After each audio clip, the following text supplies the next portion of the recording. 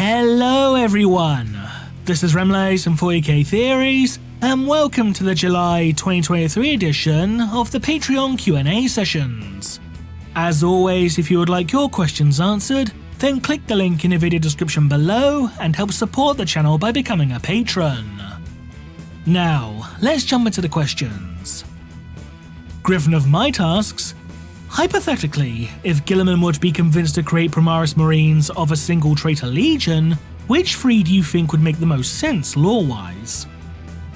If I had to pick out of three, probably Emperor's Children, because they're the purest gene seed stocks, so you know there's going to be nothing wrong with it. Iron Warriors, because their toughness and stubbornness could be pretty useful. And, I don't know, Night Lords, because I like Night Lords. You could argue Sons of Horus, but that would be a huge political faux pas because, you know, Horus heresy. So, fuck it, just say Night Lords. There are parts of the lore where those in the Imperial Guard are sent to work alongside Astartes chapters for a short time, but is there any instance of a Space Marine being seconded to work with an Imperial Guard regiment for a prolonged basis? Off the top of my head, the only examples I can think of are in regards to Imperial Crusades. Like the Sabbat Worlds Crusade for instance, that was predominantly Astra Militarum, but there were a few Space Marine chapters mixed in like the White Scars and the Iron Snakes. So you could argue that?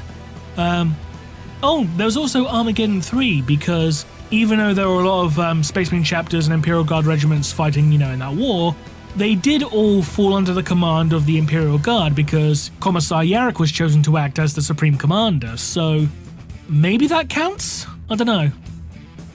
Is it possible there are demons of the warp independent of chaos, not including the possibility of the Legion of the Damned or Living Saints, but truly independent demons that would want to oppose chaos and help humanity?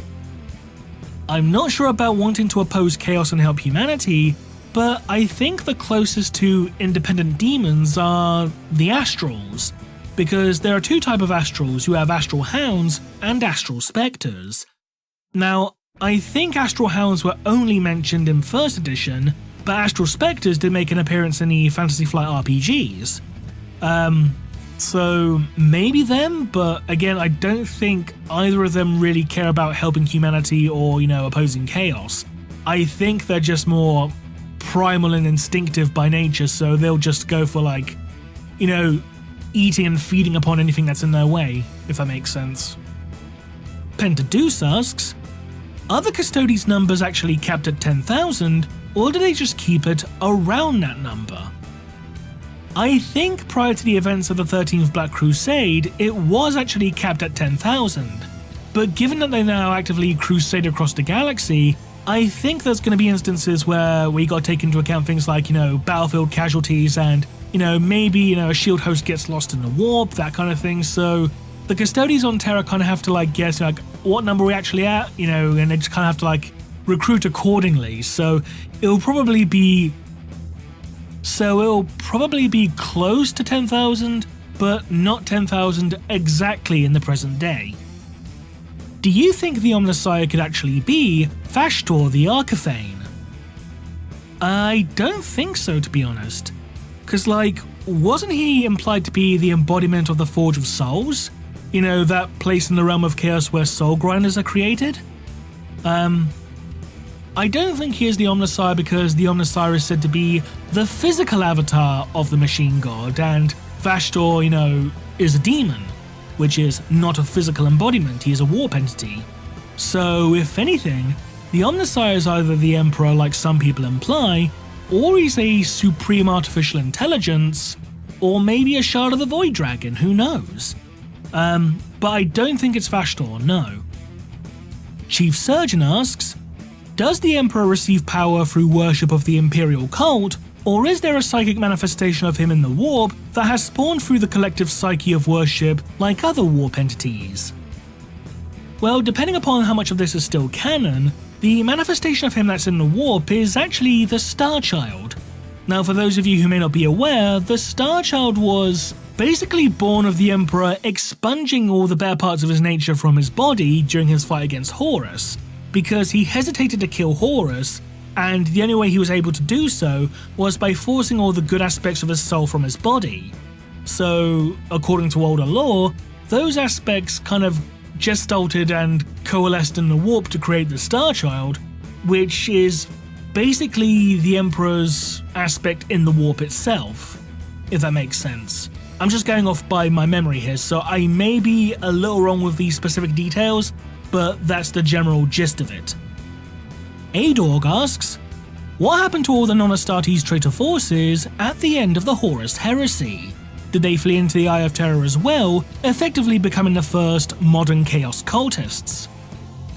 Well, the traitor Mechanicum forces fled into the Eye of Terror, that is true. But as for the Imperial army, I assume so, but knowing the traitor legions, they probably just used them as a meat shield to die so they could get away, to be honest. I mean, some of them may have survived, but I imagine a lot of them just got purged, effectively. Either by, the loyalists during a great scouring, or by the traitors as they, basically went, get out my fucking way kind of deal. So, the Mechanicum definitely went into the Eye of Terror. The traitors Mechanicum, Dark Mechanicum rather. They went into the Eye of Terror, but Imperial Army, it's kind of up in the air. Zero Hits asks, among the loyalist Space Marines, who wears power armor the best? Who's got the best style?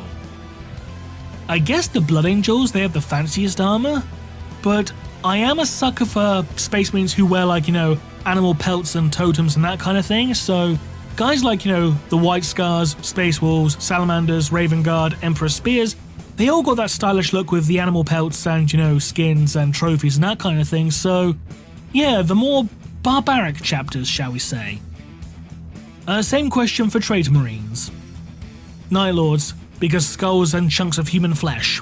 It's over the top and edgy as hell, and I love it. And finally, Voice of the Emperor asks, what are your thoughts on Henry Cavill trying a Warhammer movie? Do you think it's in good hands? Is it actually a movie or is it a TV series? Because I keep hearing different things regarding this. I'm wondering, is it actually tied in some way to the Eisenhorn TV series that was announced a few years back? I don't know, but in either case, the fact that Henry Cavill is a fan of 40k is a huge help, it's a huge bonus, so that in itself is kind of reassuring. But at the same time, the problem isn't going to be Henry Cavill, it's going to be the studio. How much is the studio going to interfere? Are they going to be hands-on or hands-off? That's what you got to worry about. If the studio is going to be relatively hands-off, then yeah, it's going to be in good hands, but if they're going to be hands-on, then I'd start to worry. And that concludes this edition of the Patreon Q&A sessions. As always, if you would like your questions answered, then click the link in the video description below and help support the channel by becoming a patron. Until next time, this has been Remlays from 40k Theories, and we'll see you again soon. Bye bye!